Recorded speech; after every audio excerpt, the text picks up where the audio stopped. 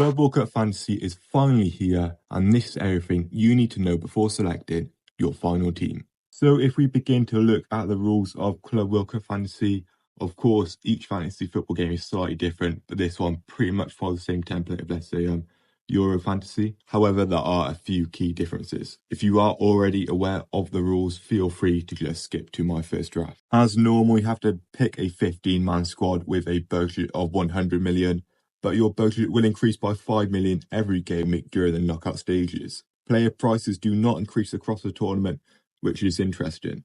Also, you can alter your captaincy pick every day in a game week. So, for example, if Mbappe doesn't score many points on one day, you can swap your captaincy to Kane the following day. That does make picking a captain very easy. It removes any dilemmas you may have.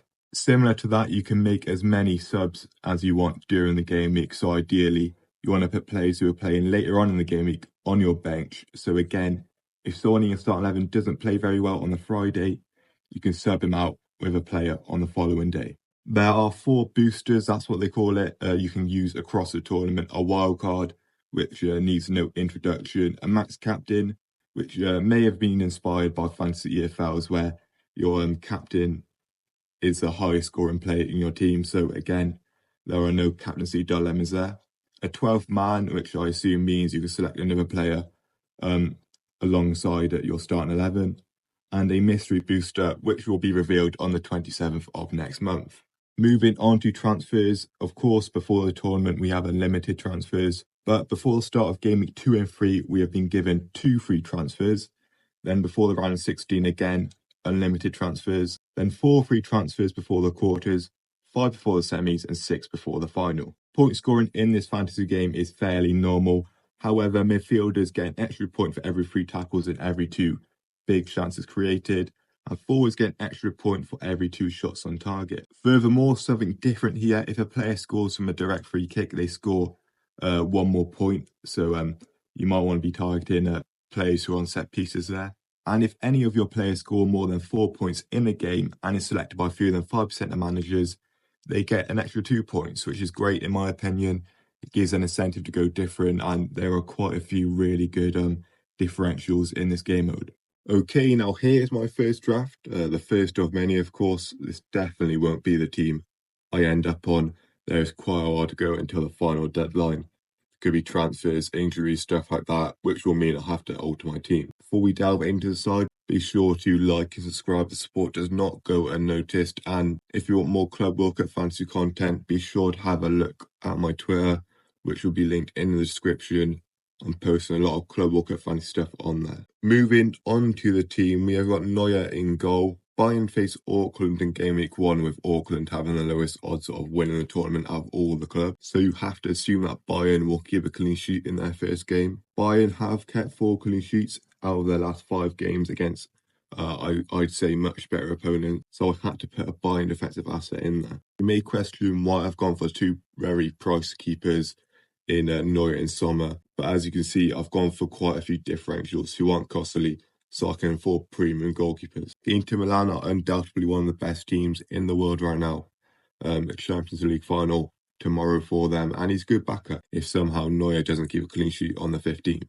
I've gone for double Porto in the defence with Martin Fernandes and Francisco Moura. My team is at 0.0% ownership, which is surprising because I think he's a really good low price player. Moura has 14 goal involvements so far for Porto this season, so hopefully we can see some more attacking returns from him. Porto are probably favourites to go through in their group. They're facing 3 teams realistically. They should be beating Palmeiras, Inter Miami, and Al Ahly. Trevor Chalobah is an interesting one. I was on Cucurella like most, but it was too expensive for me to get in my side. So at the minute, I've settled for Chalobah at 0.0% ownership. He's been very impressive as of late and has been rewarded with a call-up to the England squad. However, there is a rotation risk, so I might have to alter that decision. We don't actually know who Chelsea will face in game week 1, but I believe it's between 2 MLS sides, which to me doesn't really make a difference. Hakimi's first fixture against Atletico Madrid isn't the best, but with Hakimi, you're primarily focusing on attacking returns. He has picked up 20 goal involvement this season from full-back, but with those statistics, I assume he plays in a very advanced position. Like Summer, Hakimi's side are in the Champions League final, so their squad strength is undeniable. Ryerson is the first of 3 Dortmund players I've gone for, a defender, midfielder, and attacker from Dortmund because they arguably have the best group in the competition. So it's definitely important to go big on Dortmund. Dortmund play with a 5 at the back with Ryerson being deployed in a wing-back position. So that's obviously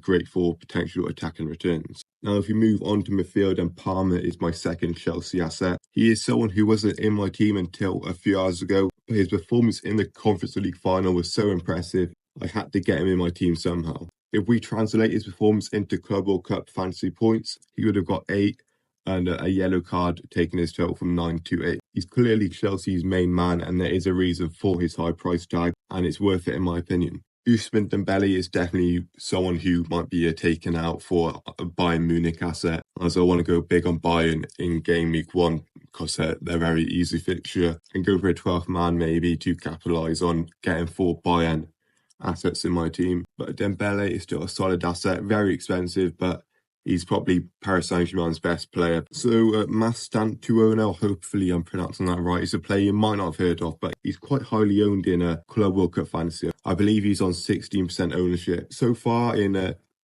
Argentinian league, there's been 10 games. He's got 3 goals, 3 assists. He is probably for River Plate's best player. I'm not too sure, but I'll assume he is. I believe he is on all set pieces for River Plate.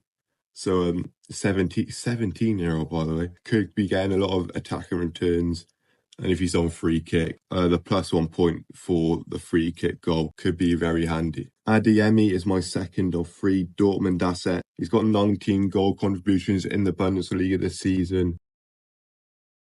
As I said with Ryerson, I want to go big on Dortmund because they have the easiest group. So that's why I've gone for Adeyemi, and you'll see Guirassy in a second, who I'll talk about then. I've also gone Federico Valverde, who is on corners and free kicks for Real Madrid, I believe. 17 goal contributions from quite a defensive position. He gets a lot of tackles, and that'll be great for the tackle points midfielders do receive. I think Real Madrid are probably the favourites for this competition, so it'd be a bit silly if I didn't have a Real Madrid player in my side. Age Hauer, however you pronounce his name, is my final Porto asset, and I'm surprised he's not owned by more players. I think he's on 5% ownership, but he's been incredible for FC Porto this season. 19 goals and 3 assists in the league, and it's been his breakout season, but he's performed very well. And at a 4.2 million price tag, he is definitely worth it. I've gone for him over Mbappe because the price differences are so significant. And we've got Harry Kane. We all know of Harry Kane's talent, and because of Auckland being the worst team, I've said that